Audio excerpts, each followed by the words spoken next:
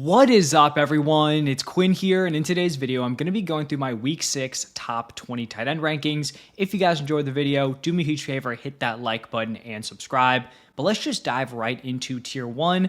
And this is the first week I'm really kind of shaking things up in the first tier. This is going to be a one-man tier, but it's not going to be one of those elite tight ends you drafted in the first 3 rounds. It is going to be Jake Ferguson. I think he's earned this spot at this point. He's averaging 17.2 PPR points per game. That is just absurd production for someone who's potentially drafted like round 10, round 11. He's first in receptions at the tight end position by 12. His volume has just been insane. He has touchdown upside playing on a good offense. I think Jake Ferguson is the clear-cut tight end 1 here in Week 6. I'll also point out I will not be ranking Brock Bowers. Do not expect him to play this week. This has been a frustrating season for Bowers. I think talent-wise, I still think he's a great player, but you have the issue where he's playing through injury. He's not 100%, and then it seems like the Raiders just kind of dropped the ball because they could have just rested him this entire time. He might be back by now playing at a high level. Instead, you got, a few mediocre weeks out of him when he was banged up, and then now he's probably still going to miss some time. So still, not done on Bowers' rest of season, but he's not going to be in these rankings. Looking at Tier 2, I'm going to start it off with Tyler Warren going up against the Cardinals, averaging 13.3 points per game. He's been pretty consistent, scored at least 11 PPR points in 4 of his 5 matchups this season. And then at my tight end 3, I'm going to go with Trey McBride. Overall, just going elite tight end this year has not panned out. Some of it's due to injuries, George Kittle especially. I think if Kittle was healthy, he'd be very solid, but the Kittle pick hasn't been great. Bowers' injury, has really hampered his production. And then Trey McBride's been healthy and he's been all right. But if you drafted him 2-3 turn area, you're expecting a lot better than 12.5 points per game, which is what we've currently gotten so far. He hasn't hit in the touchdown department, only scored 1 time. I do think he's going to be better moving forward, but in terms of looking at that high upside, 15, 16 plus point per game season, it doesn't look like we're going to get that out of Trey McBride this season. And then a couple more guys in this tier, more of players who don't have the highest weekly floors, but do have a ton of touchdown upside. We have Tucker Kraft going up against the Bengals. The Packers have the highest implied point total. The Bengals are giving up the most fantasy points per game to the tight end position. Tucker Kraft, a very strong start. And then the last guy in this tier is going to be Dalton Kincaid, and he's a really interesting option at the tight end position because when you just look at his usage, his routes, his route participation, he does not have a role that would typically be startable in fantasy. His route participation is always in the 60%-ish area, which is very, very low. Typically you want 80+%. Some of the top guys, you want 85+%. But Kincaid is just producing week after week. He's averaging 13.3 points per game, coming off a huge week 5 where he didn't even need to get into the end zone. 6 receptions for 108 yards. Didn't get into the end zone and still had a great fantasy day. So Kincaid's been balling out. He's on a great offense, comes with a ton of weekly touchdown upside. I do think it's fair that he is in Tier 2 here. Now moving into Tier 3, going to start it off with Sam Laporta, and he was someone who had been super disappointing through the first 4 weeks. I believe I talked about it in the rankings video last week going into Week 5, but I still ranked him fairly highly just because there's a lot of variance, especially with these guys where you're banking on them getting into the end zone, where you can have a rough stretch if you're not scoring, but these guys can still have those boom games. That is what we saw out of Sam Laporta. Week 5, 6 targets, 5 receptions for 92 yards and a touchdown. You also have Jameson Williams, who's really just been a non-factor in this offense. I think that could definitely help Sam Laporta moving forward. So I still view him as a mid-tier tight end 1. Doesn't have a super high weekly floor, but he's a good real-life tight end, playing on one of the best offenses in the NFL. That is someone who I do think is startable weekly. And then the other tight end in that matchup, Travis Kelce, obviously going up against the Lions. He also is coming off a big Week 5. 8 targets, 7 receptions for 61 yards and a touchdown. It was definitely good to see him log a solid game. Can he do that consistently? I'm not so sure, but fine still as a mid-tier tight end 1, also playing in a very good offense which is going to have a lot of touchdown upside. And then the last guy in this tier is going to be Darren Waller. He makes his debut in week 4, doesn't command a ton of volume, but he catches 2 touchdowns. You kind of dig deeper into the usage, and he didn't have a super high route participation. That was somewhat concerning heading into week 5. But you could also kind of project that his role was going to expand as he kind of settles in, gets more into game shape. And that is what we saw in week 5, where he had a 68% route participation. Still not quite as high as you'd expect, but like second game back from injury, back from pretty much retirement. And he had a monster game, 5 receptions for 78 yards and a touchdown. I want to say that actually all came in the first half. So it looked like he was just going to like have a nuclear performance. Still a great game. Like I said, did take a dip there in the second half, but the Dolphins need weapons. This passing attack will be fine. Outside of Jalen Waddle and Devon Achane, they don't really have that guy. So I think Darren Waller is going to be their number 3 target. He still has some talent. He's a red zone threat. I like him here at the tight end 8 spot. Now moving into tier 4, going to start off with Hunter Henry. Not coming off a great week 5. He's still the tight end 8 in points per game. I will point out, though, that his production has kind of dipped ever since we've seen the emergence of Stephon Diggs, where Diggs was kind of just a guy weeks 1 through 3. In those 3 games, Hunter Henry commanded 22 targets. Stephon Diggs has a big week 4, then a big week 5. In those 2 games, Hunter Henry only targeted 6 combined times. So I do think there are going to be better games ahead, but probably, expecting a little bit of an in-between between the first 3 weeks and then the last 2. After Henry, going to go with Dallas Goedert going up against the Giants. And this might seem low, tight end 10, despite the fact that he's averaging 13.1 points per game. The thing with Goddard is that he has just been super touchdown dependent. In 4 games this season, he has gotten into the end zone 4 times. I want to say his career high touchdowns, it actually might be 4, maybe it's 5, but he's never been a big touchdown scorer.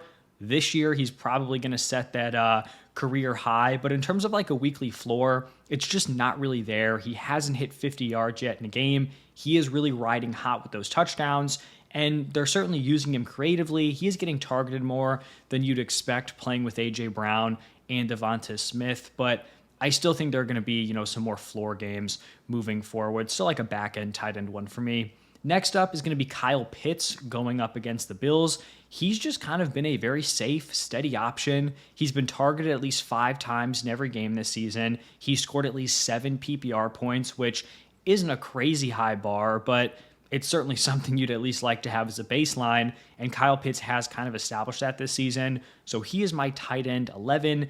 Then a couple more guys in this tier. Going to go with David Njoku going up against the Steelers. His usage has kind of fluctuated a little bit. Harold Fannon's really been all over the place, where, they've kind of been even, then Fannon's been way less involved. Then all of a sudden, Fannon overtakes David Njoku in routes and snaps in week 4. But then David Njoku bounces back, 89% route participation in week 5, gets targeted 9 times, catches 6 of them for 67 yards and a touchdown. This could definitely be a situation where he's kind of like a safety blanket for the young rookie quarterback in Dylan Gabriel. So I think at this point, kind of in like that fringe tight end 1 territory. And then the last guy in this tier is actually going to be a rookie. It is Mason Taylor going up against the Broncos. He has logged back-to-back really solid games. In week 4, he was targeted 7 times, caught 5 of them for 65 yards. In week 5, 12 targets, 9 receptions for 67 yards.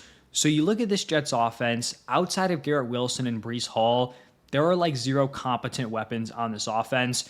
They've been in these spots where they've kind of been in these trailing game scripts. They're able to rack up some garbage time production. That's where Mason Taylor has really kind of been able to stamp these performances.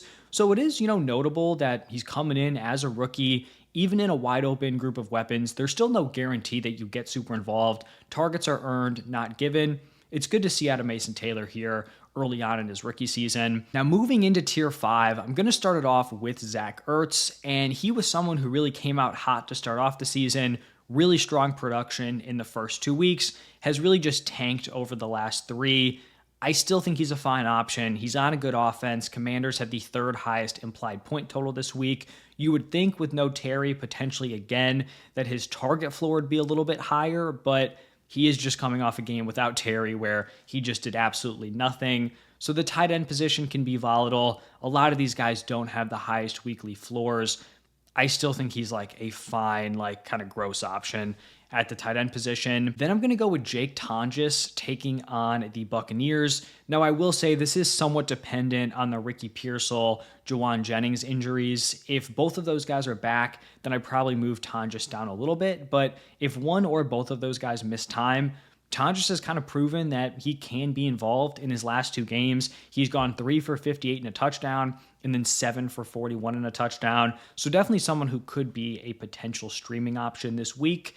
Then we've got some young tight ends back to back. The first is Theo Johnson going up against the Eagles, kind of emerging as a real factor in this offense after the Malik Neighbors injury. In week 5, he was targeted 7 times, caught 6 of them for 33 yards and 2 touchdowns, and just pretty solid usage, a 74% route participation. And then we've got my guy, Harold Fannin Jr.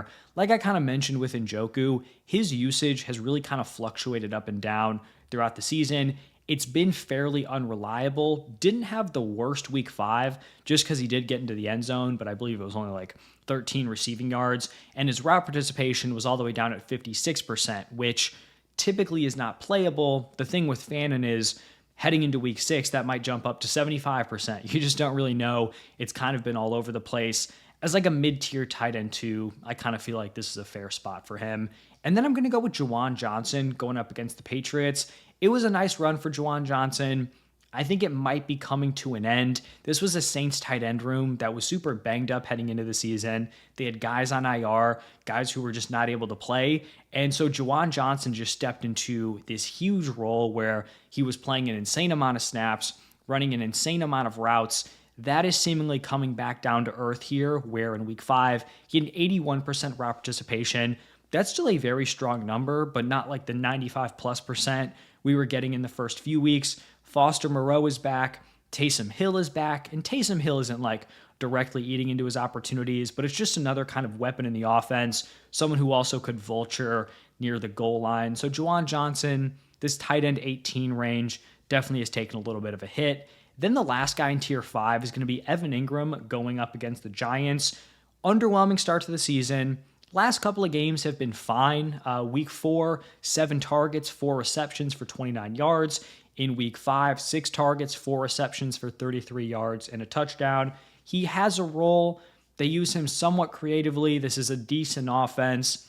He's a fine, desperate play at this point. And then this is kind of weird, but my last guy in the top 20 is kind of going to be the start of a new tier. So I'm going with Colston Loveland. You could throw a name like, I don't know, like a Mark Andrews in there, but with no Lamar Jackson, like the offense is just so gross, splitting with Isaiah Likely. For Colston Loveland, I didn't feel like it was quite fair to put him in there with those tier 5 guys, but I do think this could be a post-bye breakout for Colston Loveland.